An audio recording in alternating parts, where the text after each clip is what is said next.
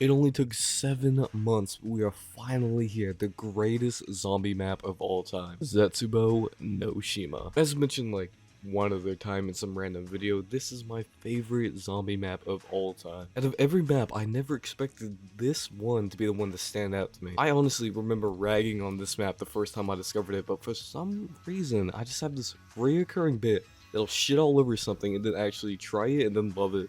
Like I was swayed by all the people saying Black Ops 4 is the worst zombie, so I believed it, said it was shit, then actually played it, and I ended up loving it. But back to Zetsubou. The KT-4 is the map's wonder weapon, a gun that fires a green liquid that spawns spores on the ground, attaching the zombies and killing them. Some might call it the Slickerfire copy, I call it the GOAT. The Skull of Non-Stopway, also known as the GOAT of Non-Stopway, is the map's specialist wonder weapon. A skull when activated will just levitate zombies and fucking obliterate them. A gas mask also appears as a new build on the map with the addition of swimming making its first appearance in zombies. You can also find seeds that zombies will drop, which then you can plant and then water them for unique rewards. Spiders and thrashers are new enemies that appear on the map. Spiders are just reskinned hellhounds but more annoying, and they can web objects in doorways around the map. Thrashers are like big bullet spongy zombies that once again very fucking annoying. All of these features form together to make the best zombies map of all time. But how do these features look within the map?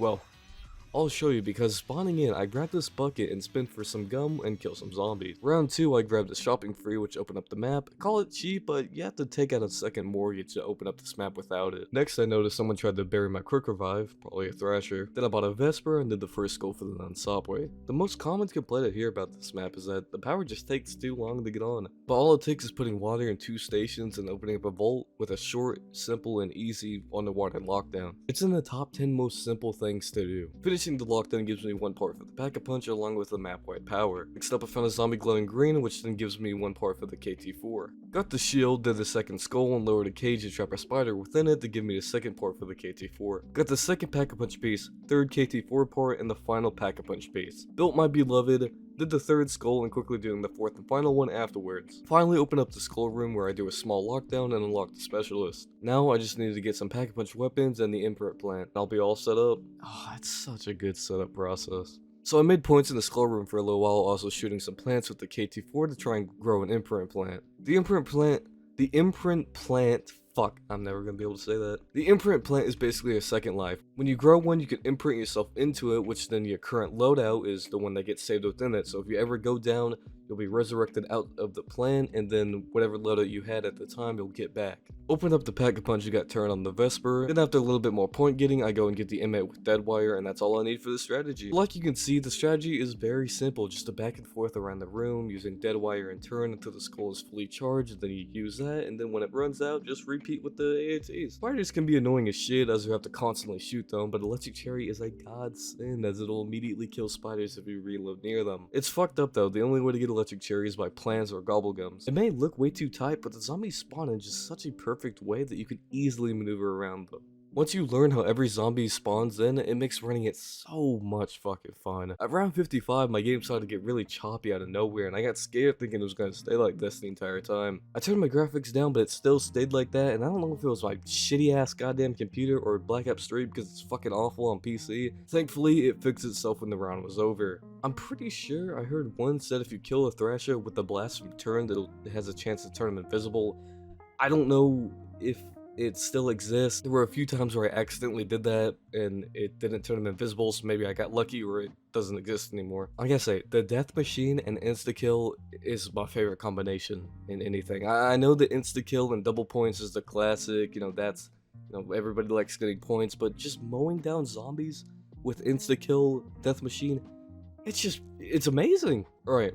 Now for the part of the video where I put a picture of the map into a box with a letter next to it. A lot of people would call this map the black sheep of Black Ops 3, even though Revelations exists, so I don't really get that. You hear the power takes too long, the setup takes too long, the Easter egg sucks.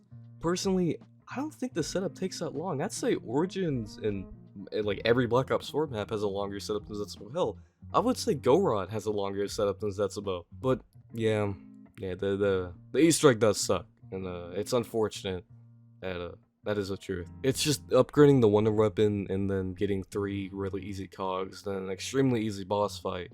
But at least the cutscene is fire. Gotta give it props for that. But it's just that You learn Zetsubou, you do everything on the map at least once, and you learn, yeah, it's really fluid and simple. Everything you do just flows right into the next. I just find everything to do on the map fun, and I think the layout is also really nice. Once again, it just flows into itself. Visuals of the map is, oh, it's so good.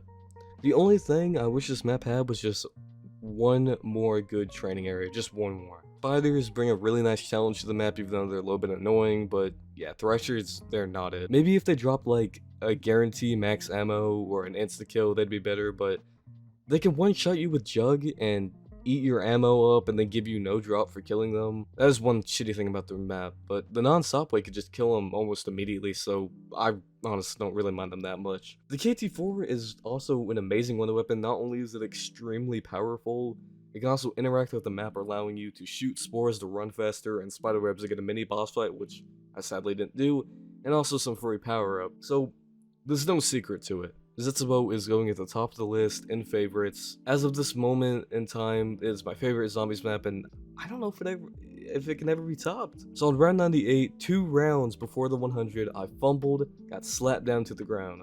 It's so goddamn unfortunate because I really wanted this to be a flawless round 100, and then I fucking down at round 98. Luckily, I got my perks back, so I didn't die, but it really bummed me out. I couldn't get the flawless. I was pretty mortified on round 99, even though I had a near death, and I was just hard focusing the entire time. Hit that round 100 though, and as I was trying to get a cinematic death, remembered I had the imprint plant. So, really wasn't in much danger.